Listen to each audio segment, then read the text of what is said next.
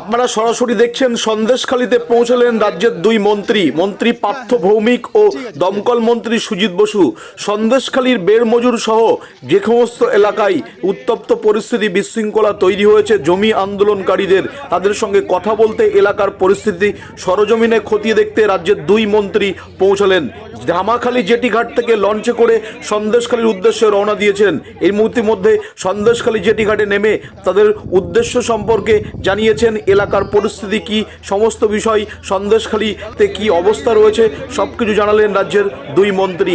পাশাপাশি সন্দেশখালীর গ্রামে গ্রামে গিয়ে সাধারণ মানুষ যারা অভিযোগ করেছিল তারা কি পরিস্থিতির মধ্যে রয়েছেন এই সমস্ত কিছু খতিয়ে দেখলেন রাজ্যের দুই মন্ত্রী। এবং সন্দেশখালী এলাকায় আবার দ্বিতীয়বার তৃণমূল কর্মী সমর্থকদেরকে নিয়ে বৈঠক করলেন সন্দেশখালীকে শান্ত করার উদ্দেশ্যে।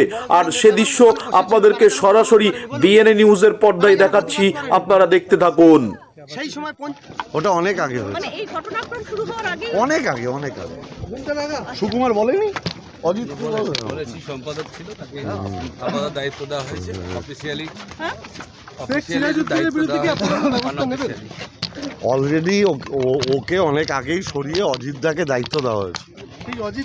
অজিত মাইতিকেই তো কালকে মারধর করা হয়েছে, তার বাড়ি ভাঙচুর করা হয়েছে। করছে তো বিজেপি সিপিএম তো করছেই, অশান্তি জিয়ে তার রাখার বিরুদ্ধে তো জোর করে জমি দখল করে ভেরি করা। না না, যার যা অভিযোগ আছে, যে কেউ, সে রাম শ্যাম যদু মধু যেই হোক, কেউ যদি জমি দখল করে সেই জমি ফেরত দেওয়ার দায়িত্ব মমতা ব্যানার্জির সরকারের। ফলে বুঝতে পারছো যে এই মুহূর্তে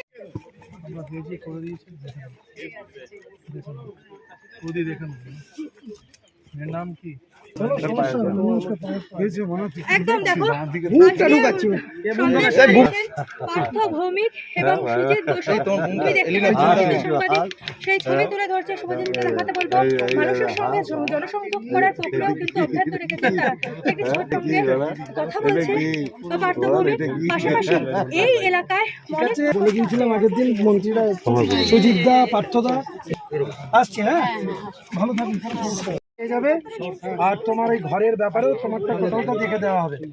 আর তোমার সঞ্জু ওকে ডেকে পাঠিয়ে বলে দেওয়া হয়েছে, টাকাও তোমার রিটার্ন দিয়ে দেবে, ঠিক আছে?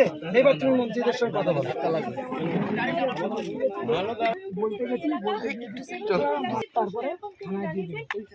কোনো তোমার চিন্তা করতে হবে না, তোমার জমিও ফেরত হয়ে যাবে, জমিও ফেরত দিয়ে দেবে, তোমার কোনো চিন্তা করতে হবে। শুনুন, আমার বক্তব্য শুনতে হবে। বিনা কারণে রাতে ঘুমিয়ে আছি, সেখান থেকে তুলে নিয়ে গিয়ে পার্টি অফিসে মারা হয়েছে। আমি পার্টির পক্ষ থেকে বলছি খুব অন্যায় করেছি। আমি তো টিএমসি করি, টিএমসি করবেন আবার। আর আমাকে যেই সময় মারছিল টিএমসির বড় বড় নেতারাও ওখানে বসেছিল, তারা কেন প্রতিবাদ করেনি বলুন? তারা কেন প্রতিবাদ করেনি? সেই সময় 50 জন ছিল আমাকে যখন পার্টি অফিসে মারা হয়। আগামী দিন যাতে কিছু এসব না হয় সেই ব্যবস্থা। 50 জন।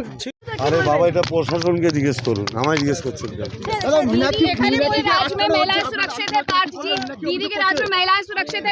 सब महिला सुरक्षित है, वो बीजेपी वाला बोलते हैं कोई अत्याचार नहीं हो रहा है। ये आप बीजेपी का एजेंट है, आप बोल रहा है आप बीजेपी का एजेंट है, आप बीजेपी का एजेंट है, आप बीजेपी का एजेंट है, बीजेपी का। हेलो हेलो हेलो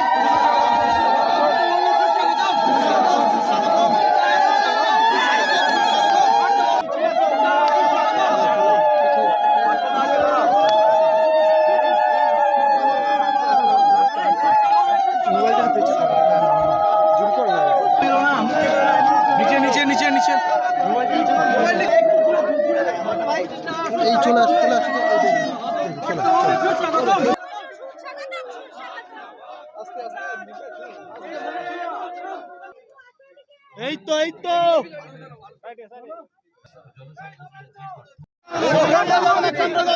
আপনারা জানেন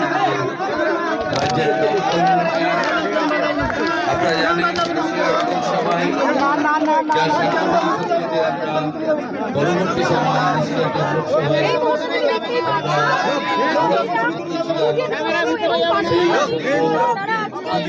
হাত নামা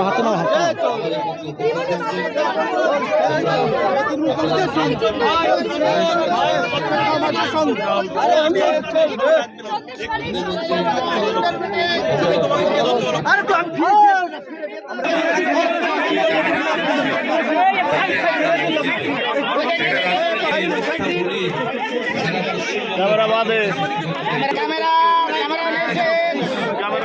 সামনে আসার জন্য বলছি।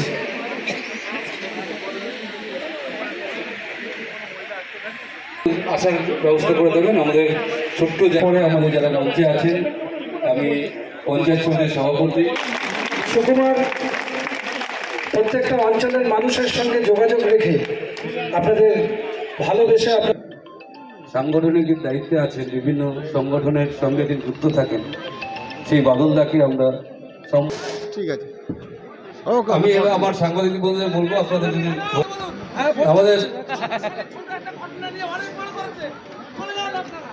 আমাদের তারপরে বাংলার মানুষকে একটা বিভ্রান্তিকর পরিস্থিতি জমি দখল করে সেটা ভেলিতে পরিণত করার অভিযোগ, এবং এই ভেলিতে পরিণত করতে গিয়ে সরকারি খালগুলোতে সুইচ গেট নিজেরা তৈরি করে অবৈধভাবে ওইগুলোকে চাষের জমিতে ভেলির জল ঢুকিয়ে দেওয়া।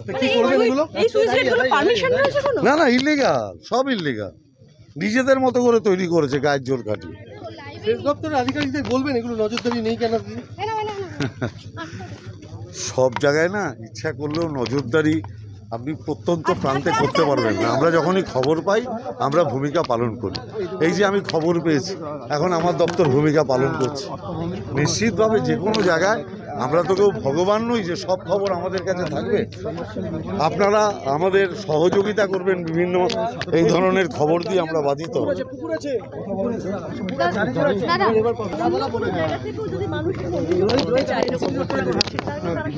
নিশ্চিতভাবে মানুষের অভিযোগ জানানোর সুযোগ আছে।